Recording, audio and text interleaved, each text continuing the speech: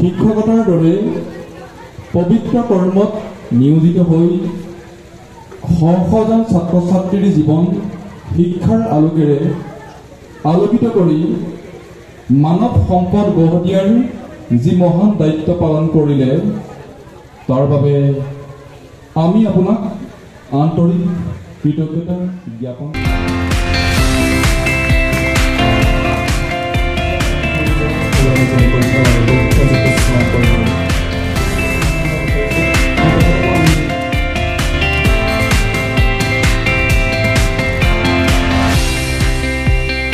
ইয়াৰ পিছতে এখন চেনেলেৰে ভক্তি পৰিৱৰ্তনৰ কাৰণে বিদ্যালয়ৰ উপ মহামন্ত্ৰী জনাইছোঁ।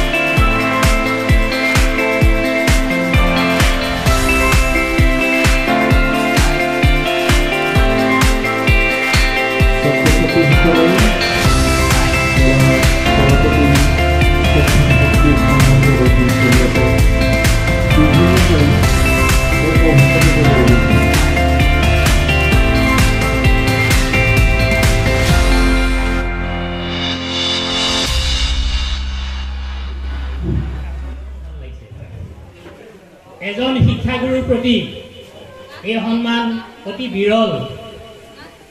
যিজন শিক্ষাগুৰুৰ প্ৰতি অন্তৰত ভক্তিভাৱ থাকিব সেইজনকে এনেদৰে সন্মান যাচিবলৈ সকলোৱে উত্ৰাল হৈ পৰে। গতিকে সেই সুধী সমাজ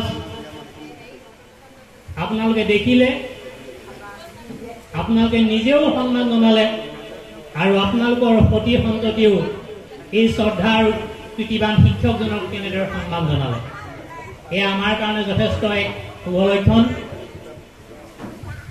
শিক্ষক ছাত্ৰ আৰু অভিভাৱকৰ মাজত যিটো এটা সম্পৰ্ক এই চেনিজান প্ৰাথমিক বিদ্যালয়ৰ অনুষ্ঠানত আমি আজি দেখা পালোঁ, সি সঁচাকৈয়ে বৰ এক শুভ লক্ষণ।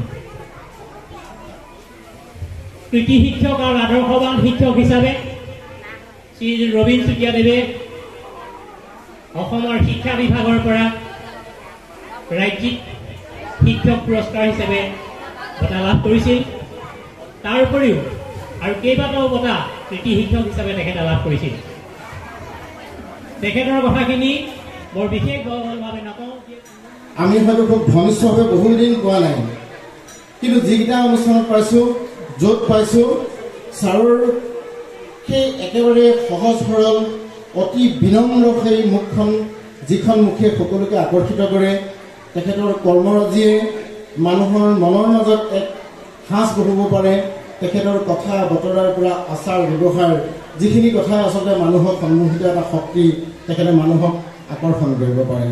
ছাৰৰ এই বিদ্যালয়খনৰ যিটো ৰূপ মাজে মাজে আমি কাকতে পত্ৰটো পঢ়িয়ে থাকোঁ, ছাৰৰ কথা আমি জানো।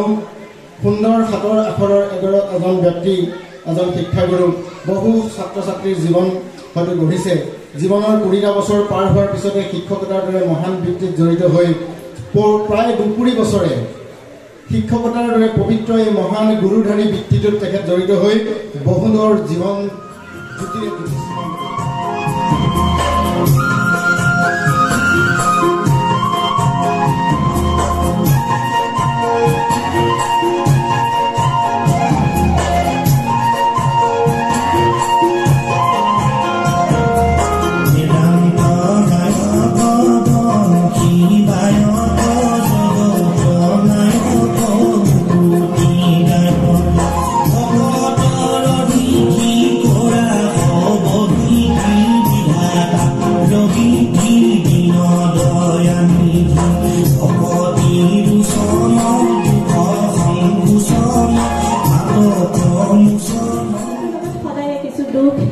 কিছু যন্ত্ৰণা নিহিত হৈ থাকে আমি জানো, কিন্তু মই ভাবোঁ এই অৱসৰকালীন সময়খিনি আচলতে আমাৰ উপভোগৰহে সময়।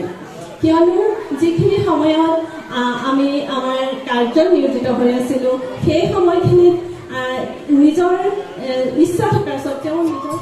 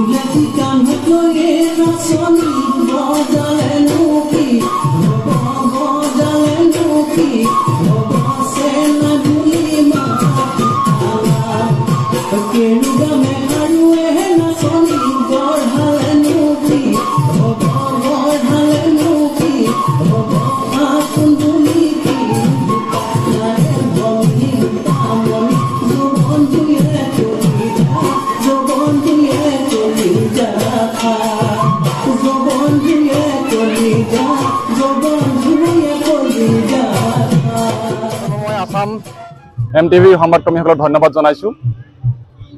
আজি ৰাইদাংগুৰি প্ৰাথমিক শিক্ষক কেন্দ্ৰ সভাৰ আৰু বিদ্যালয় পৰিচালনা সমিতিৰ যুটীয়া উদ্যোগত আমাৰ সকলোৰে শ্ৰদ্ধাৰ ৰবীন চুতীয়া ছাৰৰ অৱসৰকালীন সম্বৰ্ধনা অনুষ্ঠান আমি আয়োজন কৰিছোঁ। সকলো ৰাইজৰ সহযোগত এক অভূতপূৰ্ব পৰিৱেশ।